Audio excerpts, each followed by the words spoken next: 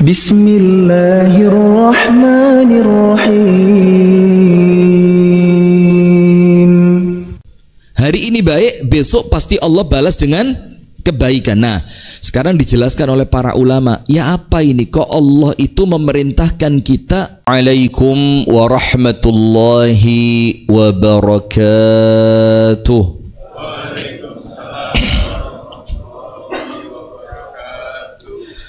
Bismillahirrahmanirrahim. Alhamdulillahi rabbil alamin. Wa sallallahu wa sallama wa baraka ala nabiyyina Muhammadin wa ala alihi wa sahbihi ajma'in. A'udzu billahi minasy syaithanir rajim. Ya ayyuhalladzina amanu taqullaha haqqa tuqatih ولا تموتن إلا وأنتم مسلمون. اللهم أنت ربي لا إله إلا أنت خلقتني وأنا عبدك وأنا على عهدك ووعدك ما استطعت أعوذ بك من شر ما صنعت أبوء لك بنعمتك عليّ wa abu'u bi dhanbi faghfir li fa innahu la yaghfiru dhunuba illa anta. Asbahna ala fitratil Islam wa ala kalimatil ikhlas wa ala dini nabiyyina Muhammadin sallallahu alaihi wasallam wa ala millati abina Ibrahim hanifan musliman wa ma kana minal musyrikin amma ba'du. Allahumma inna nas'aluka ilman nafi'a wa rizqan tayyiba wa amalan mutaqabbala amin ya rabbal alamin. Hadirin sekalian, yang pertama senantiasa dibaca di dalam yang namanya khutbatul hajah, yaitu salah satu ayat Al-Quran, ya ayyuhalladzina amanu taqullaha haqqa tuqatih. Kita ini terus diingetin ketika khutbah Jumat, pembukaan tausiyah, di setiap ceramah, acara kemanten, mesti ayat itu tidak pernah luput, dibaca terus. Allah minta kepada kita takwa, tapi takwanya itu yang seriusan takwa, haqqa tuqatih. Yang itu kalau cari maknanya haqqa tuqatih ini mau macem-macem, panjenengan lebih hafal dibanding saya. Tapi PR-nya sekarang apa amalan kita untuk mencapai haqqa tuqatih itu? Padahal ini perintah Allah yang tidak gampang, dan perintah Allah yang oleh Allah kita ini dalam tanda kutip dipaksa untuk terus dengar itu, agar ini seakan-akan menjadi PR buat hati kita. Sebenarnya apa yang Allah minta dari kalimat haqqa tuqatih? Ditambahi sama Allah satu permintaan yang dalam ilmu fikih itu mustahil kita dapat. Dalam keadaan tidak mungkin Allah memerintahkan kita sesuatu yang mustahil kita lakukan. Jadi gini, tidak ada perintah yang perintah itu tidak bisa dilakukan. Pasti Allah itu dengan keadilannya ketika memerintahkan sesuatu, pasti sesuatu yang diperintah itu sesuai dengan apa yang Allah lihat, sesuai kemampuannya manusia. Tapi ayat ini terkesan sebaliknya. Wala tamutunna illa wa antum muslimun. Ojo sampai mati kecuali Islam. Dalam keadaan panjenengan tahu matinya nanti seperti apa? Tidak tahu. Bahkan urusan kita ini meninggal seperti apa itu sudah tercatat bahkan sebelum kita dilahirkan. Artinya wis gak iso milih. Kalau mau terakhir ending takdir itu, Pak. Kalau ngomong terakhirnya ya sudah kayak iso milih sudah. Dalam keadaan kita juga ndak tahu takdir ini mau kemana. Sing penting saiki api dhisik. Itu urusannya. Kita ndak perlu ngomong yang meneh opo yo. Engko lek pas kate mati kira-kira lorone soro apa gak yo. Kira-kira nanti meninggalnya itu di masjid apa di lapangan atau pas nyemes pingpong yo? Nah, ini pertanyaan yang sebenarnya juga tidak masuk akal juga. Mau apa wong podo-podo gak ruwe? Sementara yang Allah tuntut dari kita itu bukan besok seperti apa, tapi hari ini kita bagaimana. Karena satu yang kita tahu, hal jazaul ihsani illal ihsan. Pokok hari ini panjenengan sae, benjing Allah pasti balas dengan kebaikan. Hari ini baik, besok pasti Allah balas dengan kebaikan. Nah, sekarang dijelaskan oleh para ulama, ya apa ini kok Allah itu memerintahkan kita dengan sesuatu yang kita tidak punya kuasa di situ. Wala tamutunna illa wa antum muslimun. Ojo sampai wafat, jangan sampai mati kecuali kalian dalam keadaan muslim. Kata para ulama, maksudnya ayat ini minimal dua. Nomor satu, karena kita ngerti urusan mati seperti apa bukan urusan kita, maka disuruh kuat-kuat bergantung kepada Allah. Jadi disuruh menguatkan diri untuk betul-betul pasrah dan berharap kepada Allah. Ya Allah, kami tahu kematian kami tidak bisa kami pilih seperti apa. Kami tahu kematian kami ada pada kuasamu ya Allah. Maka kami mohon ya Allah. Dan tidak boleh berhenti, terus wafatkan kami dalam keadaan yang terbaik, minimal muslim. Bahkan kalau kita perlu doa, Pak, kita doanya, Pak, ya Allah, wafatkan pas sujud ketika sholat tahajud. Siapa yang tidak kepingin coba? Ayo angkat tangan yang tidak kepingin. Angkat tangan. Tapi tadi malam tahajud. Nah, kalau tadi malam tahajud berarti keinginan itu masih sinkron. Iki kepinginnya wafat sujud pas tahajud, tapi ditanya tadi malam tahajud. Ya besok malam. Iya lah ketemu besok malam. Kalau habis pengajian pas nyemes pingpong meninggal ya apa? Mes. Lah kok berarti kata terakhirnya apa? Smash. Masya Allah, na'udzubillah min dzalik. Nah, maka yang pertama menurut para ulama ayat ini wala tamutunna illa wa antum muslimun itu dorongan agar kita ini gemandul marang Gusti Allah. Betul-betul terikat dengan senantiasa minta pertolongannya Allah. Iyyaka na'budu wa iyyaka nasta'in. Betul-betul pertolongan itu kita minta dari Allah. Jangan sampai mengandalkan kemampuan diri. Lawan kita itu Pak, isuk dele, sore tempe. Tahu apa tempe? Enak mana kira-kira? Yang kedua, dijelaskan di sini untuk senantiasa hati-hati. Nomor satu, senantiasa bergantung kepada pertolongan Allah, karena kita tidak punya kuasa. Wis manuto Gusti Allah, jaluo kepada Allah. Maka ketika kita minta kepada Allah itu, Allah memerintahkan kita untuk terus minta. Astajib ud'uni astajib lakum. Yang kedua, Allah dalam ayat ini ngajak kita untuk hati-hati. Jangan sampai pergerakan kita itu sampai ketemu yang tidak baik. Jangan sampai perpindahan kita pindah ke tempat yang tidak baik. Jangan sampai pergantian aktivitas kita pindah ke aktivitas yang tidak baik. Jangan sampai pilihan teman kita sampai ketemu teman yang tidak baik. Karena di setiap perpindahan tadi ada peluang kematian. Ada peluang apa? Kematian.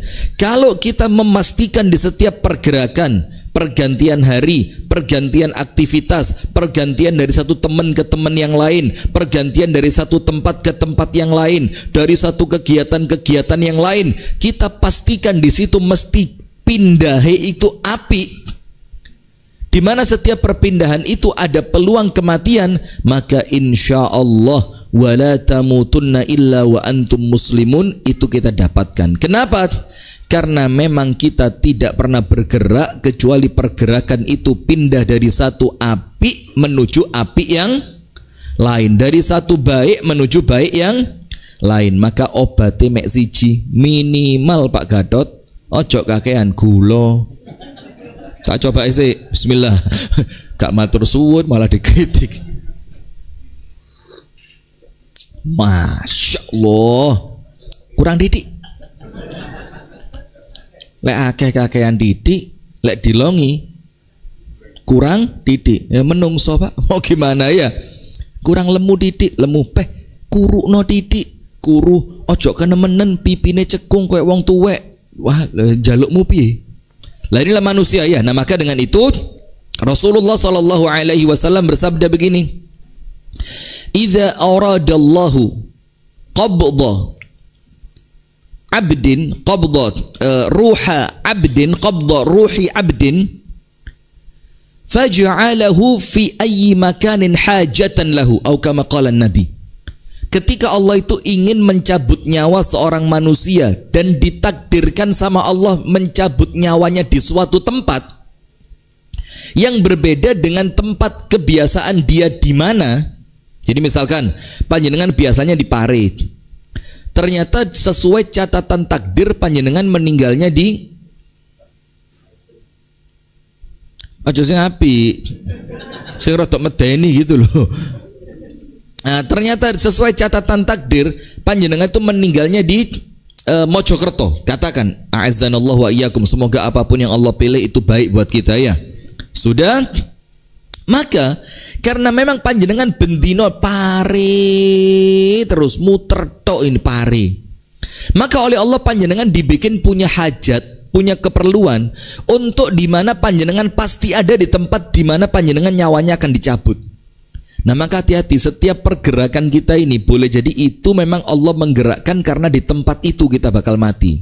Nah, maka inti dari kalimat wala tamutunna illa wa antum muslimun itu bagaimana kita ini senantiasa waspada,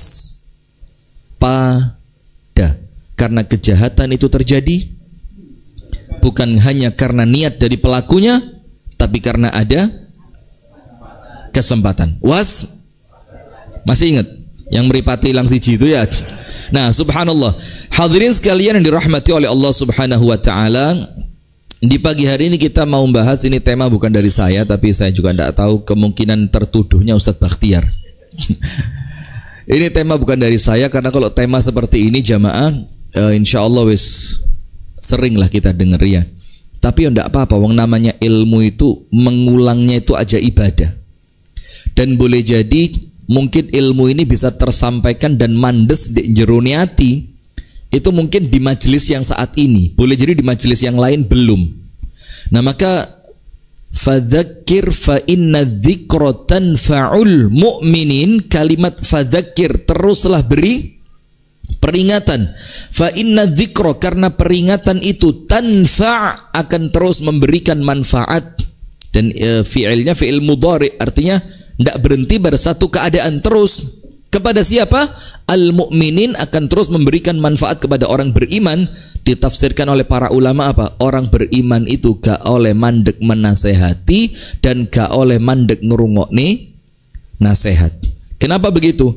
Karena kita ini kadang-kadang yo lali, kadang-kadang yo males, kadang-kadang yo futur. Ketika nasihat itu terus didengarkan, maka insya Allah keadaan imannya itu insya Allah lek gak mundak nemen, minimal mudune gak sepiro parah, sehingga kita kepingin stabil begitu, stabilnya itu di atas. Amin ya rabbal alamin. Maka temanya menuju kedamaian jiwa. Begini, kalau sudah ngomong jiwa itu jelasnya namanya dalam bahasa Islam nafs.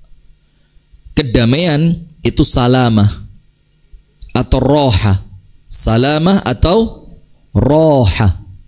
Nah, maka kalau digoleki gampangi, ya sudah, intinya satu, rohatun nafsi, salamatus sadri, wa tazkiyatun nafsi. Wis antara muter-muter di situ tok. Karena semua dari manusia ini Pak bukan di sini. Orang kalau pikirannya wabot, sing penting atine tenang, yo beres. Ada orang pikirannya mek titik, bojone mek siji. Ya. Ya sudah, saya ganti. Lah seket ngene tok wis disendir, Masya Allah. Saya boleh ceramah apa ndak ini? Ndak boleh karuan tak mulai wis ini.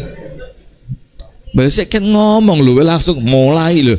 Mulai sudah dari tadi lo, innal hamdalillah lu sket mang. Sudah ndak apa-apa Bu. Monggo kersa panjenengan kula manutan tiange. Sudah. Maka begini.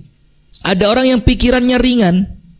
Anak yo mek didik, biaya sekolah yo gak sepiro, larang, omah yo wis enek, pekerjaan yo wis mapan. Tapi ben ketemu koncone ngopi, sumpek sampai koncone bilang apa? Jane sampai niki sumpek opo sih? Nah, maka artinya bukan pada pikiran dan juga bukan pada beban hidup. Kalau ngomong beban hidup, nun sewu nggih.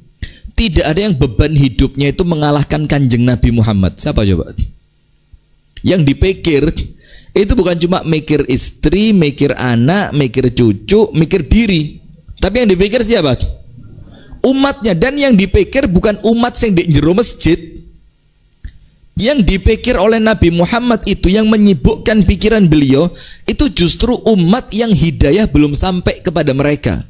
Maka ketika malaikat Jibril datang dalam hadis riwayat Imam Muslim di pojokan kota Madinah, di salah satu sudut kota Madinah, malaikat Jibril itu mengatakan begini, ya Muhammad, bashir ummataka annahu man laqiyallaha la yushriku bihi syai'an dakhalal jannah. Wahai Nabi Muhammad, berikan berita gembira untuk umatmu.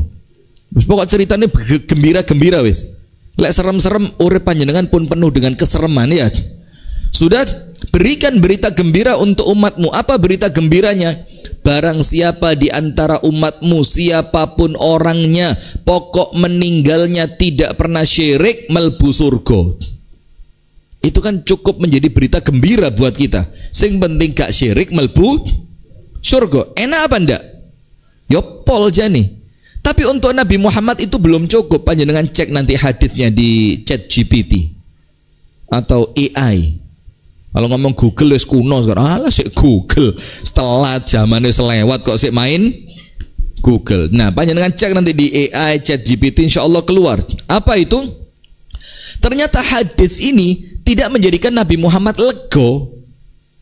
Nabi Muhammad mengatakan apa? Ya Jibril, kalau bahasa kita nggih, umatku itu yang macem-macem.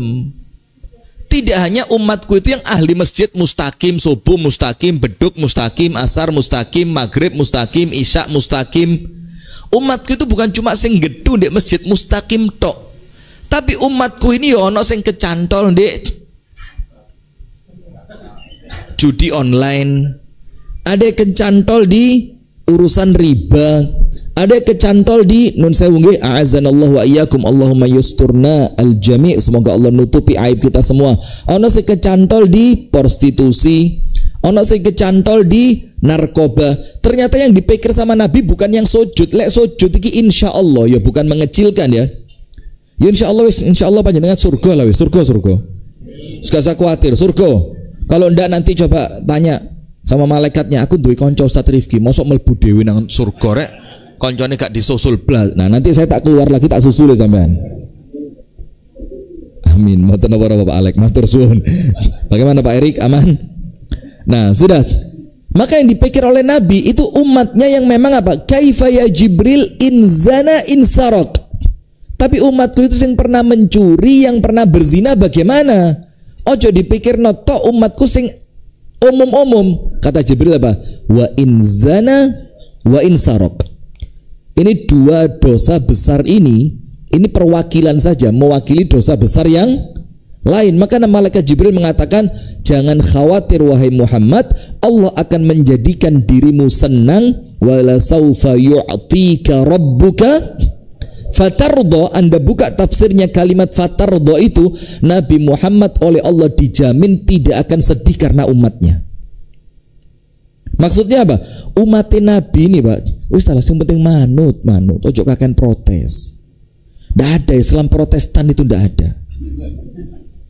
Lu secara nama minimal ya, jane lek digoleki wonge ya enek ae. Ngene ra cocok, ono ra cocok, tak miriki ra gelem, tak miriku ra gelem, njalukmu piye gitu loh.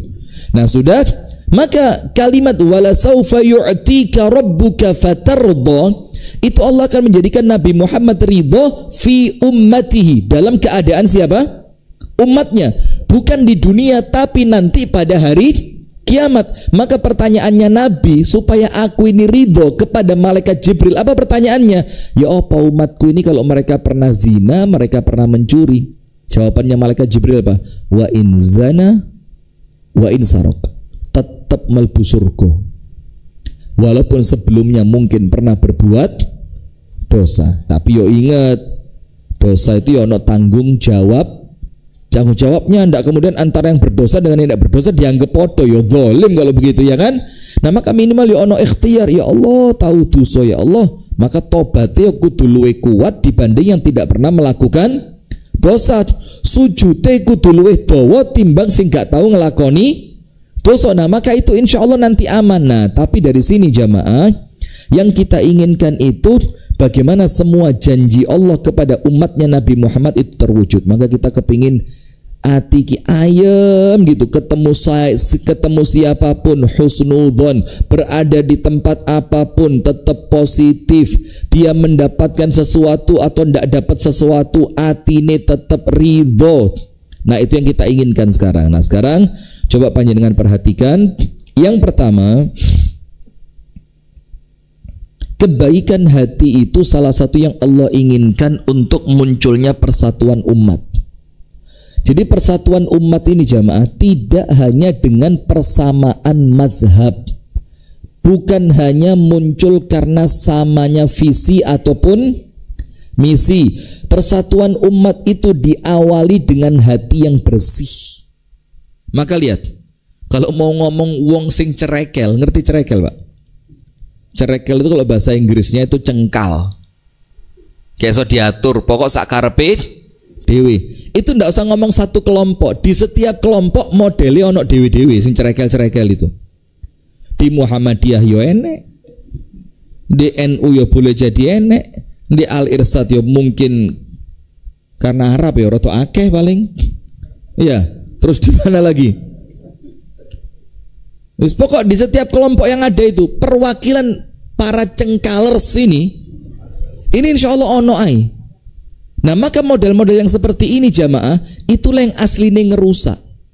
Nah cengkal itu urusan hati, gak iso legowo ketika kumpul orang lain yang pikirannya macem-macem. Enek sing seneng model ngini, ora iso. Nanti dia pindah gara-gara gak cocok di kene, pindah rono maneh. Akan ketemu waktunya dia ndak cocok lagi di situ. Karena urusannya bukan tidak sesuai, tapi hati yang tidak siap menerima perbedaan keadaan umat ini. Lo jenenge umat Nabi lo Pak. Ada yang modelnya model guyok ke, gak tahu mandek. Siapa dalam hadis itu yang senengannya bikin Nabi guyu terus? Nuaiman. Ada yang model Nuaiman, yang mana Nabi Muhammad ngerti ya apa ngatur model Nuaiman ini.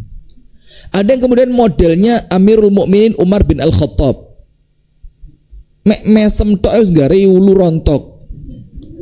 Ada yang modelnya Abu Bakar, tegas tapi wonge lembut. Ada macem-macem. Lah ini kalau panjenengan ndak nyiapno wadah sing jembar, yo yang salah bukan orang yang ketemu panjenengan. Karena setiap orang yang ketemu panjenengan tidak bisa dituntut sama dengan yang panjenengan kepingini. Tapi bagaimana panjenengan kontrol hati biar setiap orang yang ketemu panjenengan modelik koyo apapun gak ngerusak hati panjenengan. Kita ini ketemu orang Pak dadi dosa. Ketemu model ngene pindah cerita nih, Pak yuh mang dek mustaqim. Kate ngimami lho, Pak yuh sik tarik kabel son niku lho. Ya ngono yo gak ndang ditandani. Bayangin. Bukan ini contoh saja, ndak usah baper talah. Koyok ngajiannya ranai. Terus yang lain lagi, misalkan ketemu model Pak Gatot, Pak Gatot itu ben peduk. Sen sugune ngombe terus gorengane kapan? Bener tat kopi. Lho, kopi kelempokon kopi. Karepe yo ketan. Apa gorengan, apa singkong keju. Nah, sehingga kalau Anda itu memang dari awal hati ini wis rusak, ketemu siapapun peluangnya bukan pahala tapi dosa. Kenapa? Bukan orangnya yang salah, tapi panjenengan tidak punya hati yang cukup luas untuk menyikapi setiap orang yang ketemu dengan panjenengan. Sekarang lihat ayatnya. Panjenengan buka pada surah Ali Imran 103 dan Al-Anfal 6263. Ali Imran berapa? 103, kemudian Al-Anfal 62 dan 63. Nanti panjenengan cek aja di YouTube-nya Masjid Mustaqim ini. Apa nama YouTube-nya, Syekh? B Media TV. Yang pertama, siap Syekh, barakallahu fik. Mudah-mudahan lancar ya. Sehat selalu. Allahumma amin. Barakallahu fikum. Waalaikumsalam warahmatullahi. Beliau tadi izin tidak bisa sampai terakhir ada acara. Allah Ta'ala berfirman, wa'tasimu bihablillahi jami'an wa la tafarraqu. Lihat, ayatnya jelas. Wis, pokok gandolano marang taline Gusti Allah, ojo senengane berpecah belah. Perintahnya jelas apa enggak? Jelas. Larangannya jelas. Jelas. Perintahnya berpegang teguh dengan talinya Allah, larangannya jangan bercerai-berai. Wis, itu perintah jelas. Artinya memang kalau kita ini ngerti bahasa Arab, ngerti bahasa Indonesia, ya paham sudah. Pokok cekelan marang taline Gusti Allah. Talinya Gusti Allah itu apa? Agama Islam. Dan yang dilarang oleh Allah jangan bercerai-berai. Wadhkuru ni'matallahi 'alaikum idz kuntum a'daan. Dan ingatlah nikmat Allah kepada kalian sezaman dulu pas kalian itu musuhan terus. Ketika kalian itu apa? A'daan. A'daan itu panjangan buka tafsirnya. Ketika belum datang agama Islam, orang itu tercerai-berai dengan sukunya, dengan kelompoknya, dengan asobiyahnya. Ketika Islam datang, itu oleh Nabi Muhammad mereka itu dikumpulkan dengan agama Islam. Wes, model suku-suku itu tetap ada, tapi kemudian suku tadi tidak menjadikan mereka tercerai-berai. Fa'allafa baina qulubikum. Lihat, yang Allah satukan itu bukan sesuatu apapun kecuali apa? Hati. Wa allafa baina qulubikum fa asbahtum bi ni'matihi ikhwana. Maka dengan nikmat Allah tersebut kalian bersaudara. Tapi panjenengan cek Ali Imran 103 ini, yang menjadikan orang itu bersatu itu hatinya. Apanya? Hatinya. Contoh, ini sering panjenengan dengar, tapi mudah-mudahan kita ulang jadi bahan renungan. Kita masukkan ke alam bawah sadar kita ini. Kalau terus yang tiap hari kita dengarkan tuh bersatu, bersatu, bersatu, nanti peluang itu gak sempet. Setan itu gak sempet berpeluang bisi. Rausa rono wis pindah ae. Rausa rono wis liyane ae. Nah, setan gak sempet. Sekarang kita lihat. Wa allafa baina qulubikum. Lihat. Imam Syafi'i dengan muridnya Yunus As-Sudfi. Namanya Abu Musa. Maaf, kunyahnya Abu Musa. Eker-ekeran di majelis, eker-ekeran. Guru dengan murid. Sampai muridnya bilang apa? Kalau bahasanya Nabi Musa dengan Khadir, hadza firaqu baini wa bainik. Wes, hari ini waktu dan tempat perpisahan antara saya dengan kamu. Tidak ada pertemuan setelah ini. Sampai seperti itu. Besok paginya subuh meneh, yang ngalah siapa? Yang hatinya paling bersih karena keluasan ilmu. Imam Syafi'i datang ke rumah muridnya itu, bukan murid datang ke rumah gurunya nun sewu sepuntene ndek wingi emosi. Tidak ada. Guru yang harus lebih lapang dadat datang ke rumahnya Yunus As-Sudfi ini, dinteni ngarep omahe. Ketika Yunus keluar sholat subuh, dicekel tangannya sama Imam Syafi'i. Apa kata Imam Syafi'i? Bro, walaupun kita ini beda 1-2 masalah, mosok sampean gak gelem sak duluran be aku. Wong sing beda lo mek 1-2, tapi kita ini yang sama jauh lebih banyak. Alam nakunu ikhwana. Kenapa kok gak seduluran naik? Nah ini lho Pak, hati ini lewes bersih Pak. Memang kebersihan itu diawali dari bersihnya Pak hati. Itu ayat Ali Imran 103. Sekarang Al-Anfal 62-63. Supaya bahasa ndelok wong Islam itu cek penak gitu loh Pak. Baik, kita ini kadang-kadang ya memang sekadung hati ini rusuh. Jadi yang salah itu kesannya orang lain, padahal orang lain tidak salah. Memang kadung hati ini wis kadung rusuh. Kakean dosa, kakean suudzon, hasad, sombong, iri, dengki. Akhirnya yang salah kesannya orang lain. Lah sampean gak gelem ngene. Loh kok sampean kene apa gak sampean aja, kita aja yang memahami orang lain. Al-Anfal 62 dan 63. Huwallazi ayyadaka binasrihi wa bil mu'minin. Dan dialah Allah yang memperkuat kamu dengan pertolongannya dan dengan keberadaan orang-orang beriman.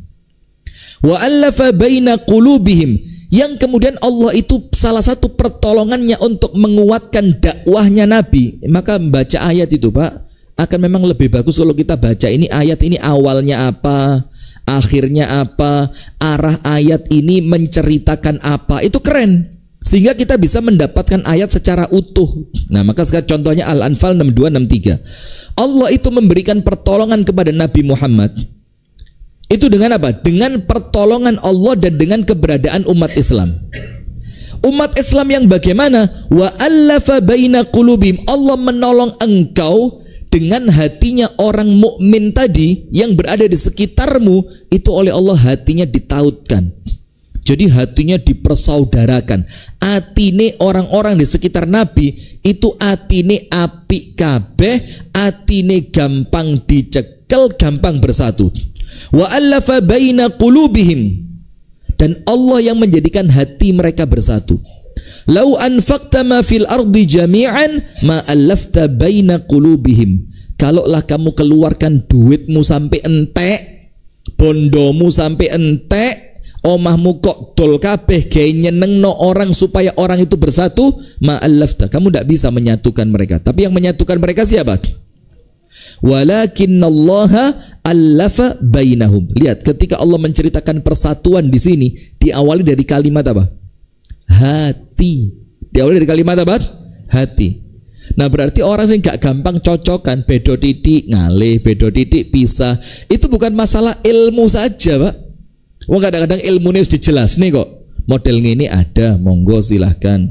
Ikut imamnya ada. Dalil yang difahami seperti ini. Walaupun mungkin menurut kelompok yang lain dalilnya begini. Tapi minimal ilmunya enek.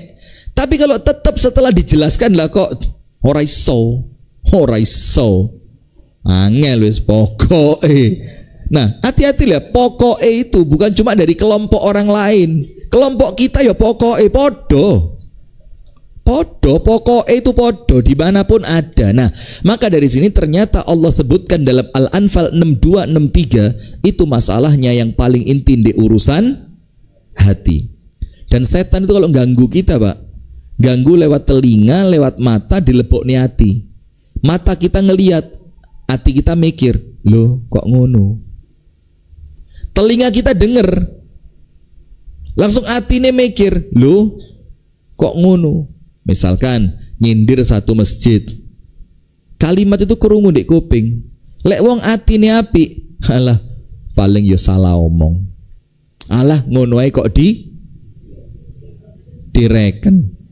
Kalau hatinya bersih, lek atine rusuh disebul mbek setan. Ini coba mowo gitu, sebul, tambah abang. Kenapa? Urusan apa? Hati. Saya kasih contoh lagi yang lain. Al-Imam Al-Hasan Al-Basri punya murid setia betul, tapi setiane salarah. Nah, kita ini sama kadang-kadang, duwe konco, duwe murid, duwe sahabat, tapi salah arah. Pokok apapun yang kita lakukan kudu bener. Lek dikritik ngamuk, dilurus nih tersinggung, gak plek be aku. Kekancan 8 tahun mosok ngene malah belani musuh. Loh, ini bukan masalah belani musuh. Ini karena memang yang benar di pihak mereka, kita yang salah. Nah, kadang-kadang kita ini ya ndak fair juga. Wis jujur aja lah, wis salah Pak podo aja Pak, kita ini kalau ndak mau dewasa mau sampai kapan? Wis ngaji sak mini-mini iki jamaah mulai saya pertama ngaji sampai sekarang ya panjenengan yang ngaji. Ya gak ketambahan ya gak kalong. Paling bapaknya mati ganti anake mek ngono tok. Nah, maka kok kesannya yang ngaji kok iki-iki tok, yang lain mana? Yo gara-gara kita ini ngaji untuk nyenengno kuping kita tok. Kita ndak sempat ngaji untuk menyentuh orang lain yang ndak sempat masuk masjid. Jangankan di sini, wis salah. Ayo jujur aja, jujur. Ada yang tahu Masjid Salman itu? As-Salman itu. Pernah sholat ke sana? Oh, rencananya. Mudah-mudahan panjang umur, sehat walafiat. Rencananya. Tahu imamnya di sana biasanya siapa? Kajiannya hari apa? Takmirnya siapa? Masjid loh Pak, kudu gereja loh Pak. Masjid. Nah, memang urusannya bukan urusan ilmu tok, bukan urusan ilmunya belum luas, ilmunya belum sampai. Kalau kata-kata itu sudah kita dengar mulai zaman kita masih di perut ibu kita dulu. Ibu kita ngomong, "Le, wong iku cengkal gara-gara ilmune kurang, le." Ibu kita ngomong iku. Tapi kemudian hatinya belum disentuh. Nah, sekarang begini. Contoh yang lebih top lagi lah, Imam Hasan Basri. Suatu hari muridnya Imam Hasan Basri itu safar. Ini Anda cek ceritanya, ini kudu cerita dongeng, Pak. Cuma kita kalau diceritani yang model begini, hoi kula Imam Hasan Basri ya. Lagi ini Imam Sopo, Imam Rafi'i gini. Nah, repot mana begini. Muridnya safar. Ketika safar masuk suatu masjid, lihat Pak, wong le api itu Pak. Kemanapun dia pergi melbuni masjid. Masuk masjid. Pas di masjid tadi ada pengajian. Yang ngisi pengajian itu yo gak ono angin, gak ono udan, niki arek yo kok pas melbu masjid kono yang namanya ini anak muridnya Imam Hasan Basri dan murid setia. Ternyata di majelis tadi guru yang sedang ngomong itu menghina Imam Hasan Al Basri njopo jero. Ngaku ahli hadis padahal dia ndak ngerti hadis. Ngaku ahli fikih padahal dia ndak faham masalah fikih. Ente-entean. Muridnya ndak terima. Lah kok pas melbu kok pas guruku disikat ini. Pergi tuh murid tas. Cepet-cepet datang kepada Imam Hasan Al-Basri. Cerita ya Imam. Kuntu fi masjid kada wa kada wa sami'tu mau'izatan anka kada wa kada wustu tawar cerita no kuwape. Apa kata Imam Hasan Basri? Amruka ma baina tsnin. Kamu ini antara dua. Nomor satu, kamu jujur tapi kamu mindah fitnah. Kamu tidak bohong, jujur kamu ini, kamu tenanan kerungu. Tapi yang kamu lakukan itu apa? Namimah, memindah fitnah. Yang setan tidak punya jembatan untuk menyampaikan omongan orang itu ke telinga saya sampai hati saya sakit. Setan gak duwe jembatan. Terus setan golek sopo kurirnya ini. Lah kok setan nangkep sampean sampai didadek nih kurir. Maka kamu ini saat ini yang pertama jujur tapi bodoh. Jujur tapi bodoh. Kita sering begitu Pak. Coba sampean kudu kancaku gak tak ceritani kok. Asli kok. Aku ingin lho mang masjid mustaqim.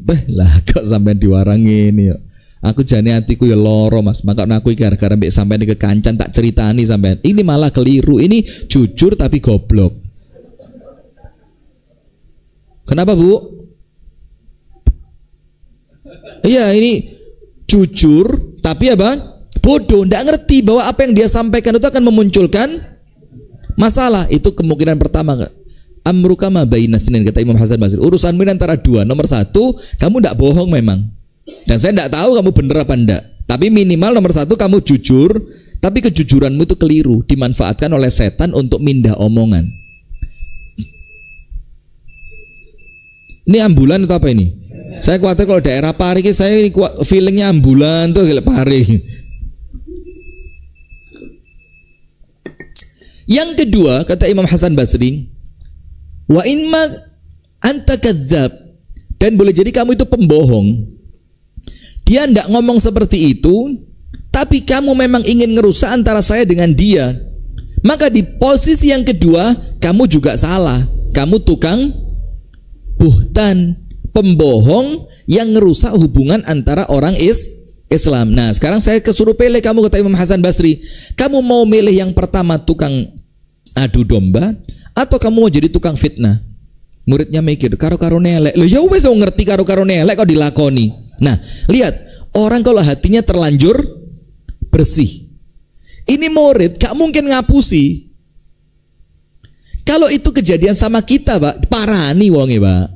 Tenan apa ora sampean ngomong ngono. Iki lho muridku tak gawa saksine iki lho. Lek tenan ayo wis adu pimpong ae iki. Sing kalah dirabekne ayo wis bismillah. Ya akhirnya musuhnya harus tak ngalah ae wis aku ya. Nah, ini kalau orang hatinya terlanjur baik, apapun yang disampaikan orang gak ngefek sama kita. Nah, maka urusan Imam Hasan Basri tadi, dia bilang apa? Saya tidak peduli dengan itu.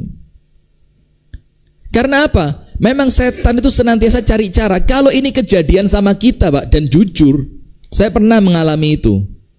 Jadi jurkam saya zaman dulu itu juga ngerekam di pengajian lain.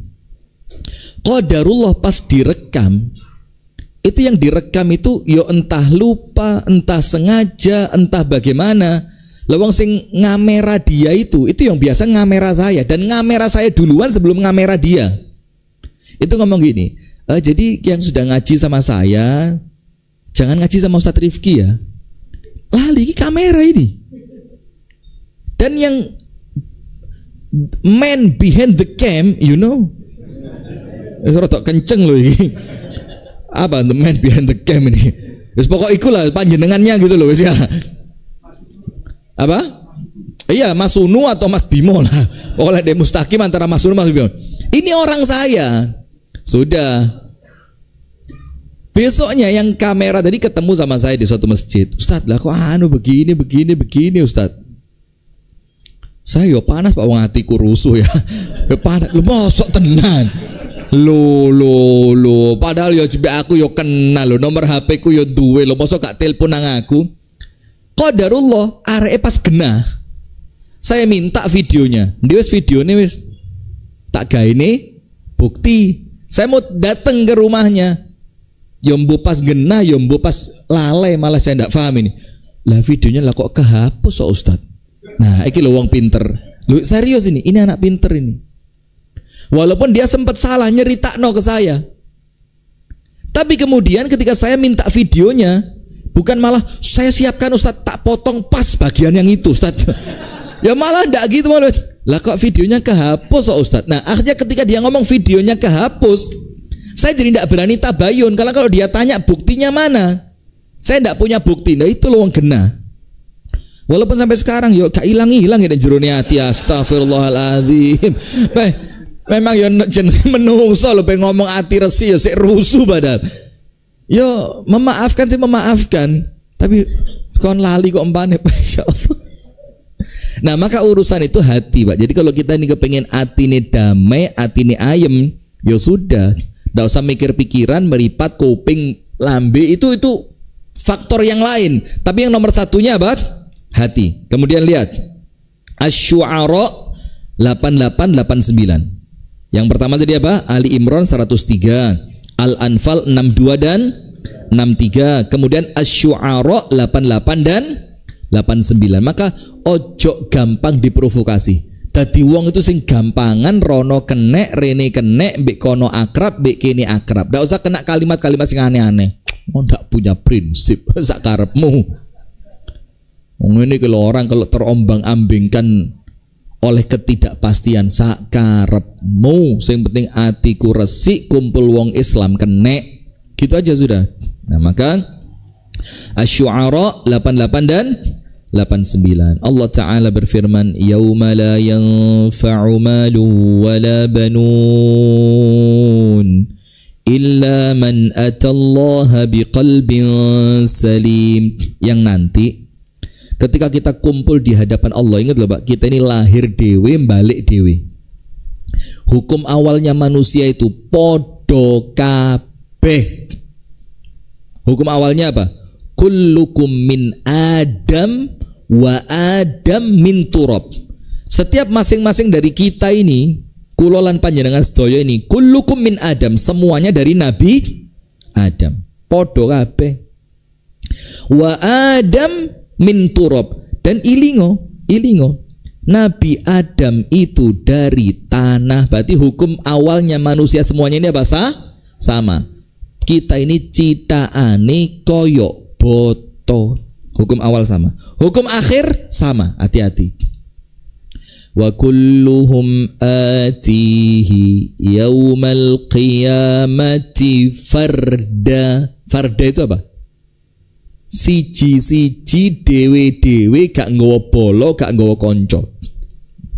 Wa kulluhum, dan nanti masing-masing dari manusia ini, kata Allah Ta'ala dalam Al-Quran, atihi, akan mendatanginya. Nya di sini siapa? Allah Ta'ala. Yaumal qiyamati, kelak pada hari kiamat. Apa? Farda, dewe, tanggung jawab masing-masing. Nah, ketika kita tidak ditemani konco, ketika kita ndak bawa pembela, ketika kita ndak bawa pengacara, ketika kita ndak bawa ini, ndak bawa itu, terus waktu itu Pak, di waktu genting seperti ini, modal kita cuma satu, illa man atallaha biqalbin salim. Anda akan selamat, saya akan selamat, siapapun akan selamat, termasuk Pak Selamat juga. Mana? Mau kasih tahu selamat, Pak Ciloko wes ya. Termasuk Pak Selamat itu kalau datang ke hadapan Allah modali atine apa? Resi. Dan hati resi itu 3. Nomor 1, hati yang mentauhidkan Allah, hati bersih itu kecampuran syirik langsung rusuh. Nomor 2, hati yang bersih dari menyelisihi Nabi, mukhalafatun Nabi. Orang api-api ucapannya, kalau amalannya menyelisihi Nabi, ya ndak usah ngomong hati yang bersih. Nomor 3, salamatus sadri ma'al muslimin, atine selamat kepada sesama muslim. Nah, sekarang lihat yang berikutnya jamaah, ini poin-poin terakhir saja. Rasulullah mengingatkan kita, wis talah wis panjenengan faham lah ini. Cuma ayo sekarang levelnya naik dari kerungu, oh tahu kerungu, biasanya kan gitu. Oh tahu roh, oh tahu moco, oh tahu diceramah nih. Kita naik level dari tahu jadi ngerti. Beda loh Pak. Ngerti itu kalau dalam Islam itu faham. Maka Rabbi zidni ilma warzuqni fahma. Kalau ilma itu tahu, fahma itu ngerti. Sekarang begini gampang. Apa jenengan tahu Pak, renang itu apa? Semua orang mesti tahu yang namanya renang. Tapi apakah orang yang tahu tentang renang Anda pastikan bisa berenang? Enggak. Belum tentu. Nah, maka kita naikkan dari tahu menjadi ngerti. Nah, nanti kalau sudah ngerti, insya Allah diamalkan. Maka begini, kalau sekedar tahu Pak, sopo sih yang enggak tahu kalau apal Quran itu baik? Semuanya tahu. Tapi siapa di antara kita yang sekarang sampai detik ini masih punya keinginan untuk apal Quran dan ngelatih walaupun 1 ayat bentino? Mana orangnya? Pak Bur. Mana Pak Bur? Nyediakan ketan. Baik, isu lek ketan jane yo anu lho, mahnya ndak baik lho. Isuk ngene iki jane biasanya ya bakar-bakaran tuh lah enak ya, kambing bakar mari kurban kok panggah ketan ae. Sudah lanjut, astagfirullah wa atubu ilaih. Nah, maka lihat, kita tahu Pak, tapi ditingkatkan menjadi ngerti. Kalau sudah ngerti nanti bisa mengamalkan. Nah, sekarang begini, saya bacakan. Rasulullah itu ngewanti-wanti betul sama kita supaya urip iku damai. Ketemu siapapun penak, kekancan mbek siapapun iso, kumpul mbek sapa wae gak dadi masalah. Panjenengan datang ke tempat apapun tidak menjadi benalu, tapi panjenengan mendatangkan manfaat. Rasulullah mengatakan kepada kita, la tabaghadu, janganlah kalian saling membenci. Wala tahasadu, janganlah saling hasad. Wala tadabaru, jangan saling membelakangi. Ngerti tidak membelakangi? Gak nyopo, mencep. Dipethuk uang ilang kudu kesampluk kipasnya helikopter. Pom-pom-pom wakes. Kayak sono oleh mana ya? Jangan saling membenci, jangan saling hasad, jangan saling membelakangi. Loh, kalau mau ngomong sunnah Pak, lo ini lo sunnah, ini lo sunnah. Anda tahu kemarin Ustadz astagfirullah wa atubu ilaih, Adi Hidayat, ketika kan sekarang beliau lagi dekat dengan Pak Presiden Prabowo, itu kan kemudian sering diundang, ya bukan sering lah, sempat beberapa kali diundang untuk apa? Datang membawa ulama-ulama Al-Azhar datang kepada Pak Prabowo. Kemudian kemarin acara terakhir kemarin diminta apa? Berdoa. Itu ada komen begini Pak, memberikan perpindahan jenggot Ustadz Adi Hidayat. Terus si yang posting ini Pak, dan ini bukan akun abal-abal loh, orangnya ada dan kita tahu orangnya. Biasa kan kalau akun-akun seperti itu kan kita khawatir memang akun adu domba, wonge gak enek atau orangnya non Islam tapi gawe jeneng Islam untuk merusak perpecahan dan memunculkan perpecahan di antara kaum. Iki wonge jelas, wonge enek ya ketara ngajine ndek endi. Sudah dipasang perubahan jenggot Ustaz, bukan perpindahan, perubahan, maaf ya, perubahan jenggot Ustaz Hidayat. Ketika pertama kali ceramah, dawa sih ini. Ketika mulai viral, mulai pendek. Ketika masuk ke istana, entek. Karime srit. Lah ini orang yang memahami sunnah secara sempit.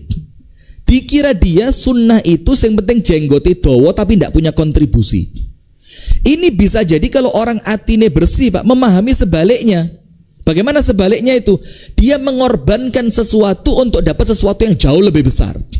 Mungkin dia merelakan, beliau ini yo ngerti lah jenggot iku apik, tapi mungkin dia merelakan itu untuk apa? Kemaslahatan yang ingin diraih yang lebih besar.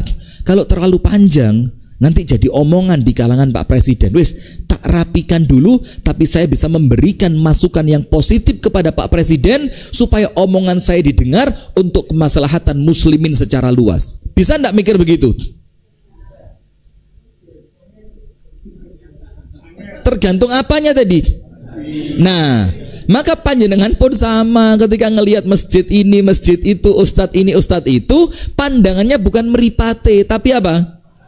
Atine. Nah, maka Rasulullah itu yang disasar hati. Jangan saling membenci, jangan saling hasad, jangan saling membelakangi. Wa kunu ibadallahi ikhwana, dan jadilah hamba Allah yang ikhwana, bersaudara. Dan tadi Ali Imran, Al-Anfal, Asy-Syu'ara, bersaudara itu diawali dari apa? Hatinya. Nah, sudah kemudian oleh Rasulullah diingatkan, ditambahi wala yahillu li muslimin begini, wala yahillu li muslimin an yahjura akhahu fawqa thalathati ayyamin. Maka dengan itu tidak halal. Artinya apa? Kalaupun kedaden maksimal ojo sampai kalian itu satru melebihi 3 hari. Ini kan wis peringatan polik, wis salah satru nih wong Islam, ojo punjul dari 3. Tujuannya apa? Sadurunge 3 dina wis paranono wis. Assalamualaikum. Minimal ya rotok sungkan didik. Biasanya kan masih gitu ya, gengsi, sungkan, isin. Wah, wingi mari tak ilokne mosok saiki kakancan maneh. Dan kadang-kadang setane ya kanca liyane. Ra usah wis karuan ya apa sini ra usah. Nah, maka ada di zaman Utsman dan Abdullah bin Mas'ud ketika berangkat haji. Tahu kan ceritanya? Utsman itu punya pendapat di Mina Nabi, Abu Bakar, Umar. Ini manusia terbaik urutannya ya, Nabi Muhammad, kemudian Abu Bakar, kemudian Umar radhiyallahu taala anhuma. Wa sallallahu salam ala nabiyina Muhammad. Sudah. Nabi Muhammad itu sholatnya di Mina di qasar. Abu Bakar sholatnya qasar. Umar sholatnya qasar. Masuk zamannya Sayyiduna Utsman, itu sholatnya jangkep petang rokaat. Maka Abdullah ibnu Mas'ud tidak terima. Wah, ngawur Utsman ini gak tepak iki. Siapa yang mendahului kamu untuk kamu melakukan ini? Lawang contoh terbaik kita itu melakukannya 2 rakaat di qasar. Lah kok panjenengan 4? Diskusi Pak, ilmiah Pak, dan tidak memungkiri adanya ketika diskusi ilmiah itu ya rodok mempertahankan argumen. Kalau orang yang tidak ngerti dikira mungkin ngamuk, padahal apa? Orang diskusi itu golek. Ayo kita sing keras dalam berdiskusi supaya endingnya kita tahu kebenaran di pihak siapa, nanti kita ikuti yang benar itu.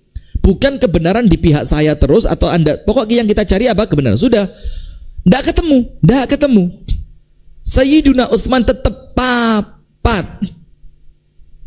Kasihkan argumennya, karena 2 alasannya ini.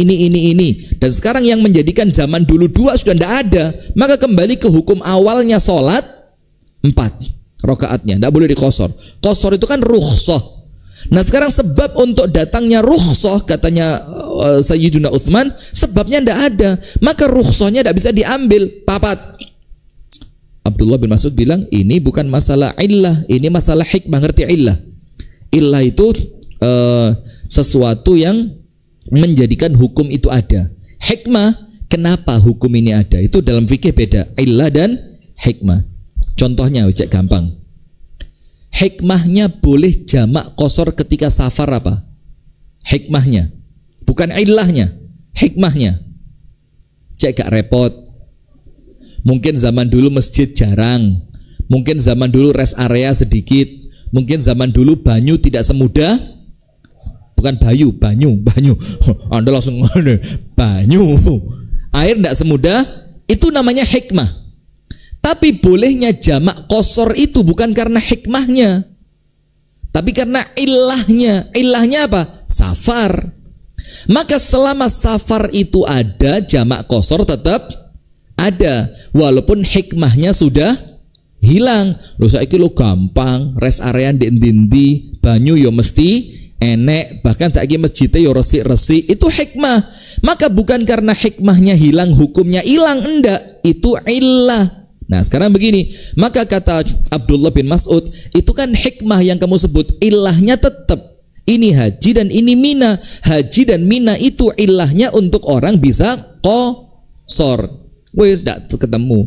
Ketika masuk waktu sholat zuhur, laku Abdullah bin Mas'ud ini jamaahan di belakangnya Utsman bin Affan. Yang pro sama Abdullah bin Mas'ud ngletek, lek debatnya kayak ngono bantere, dalile ya kuat lho, wancine sholat lah kok tumut. Nah, ini supporter ini hati-hati nih.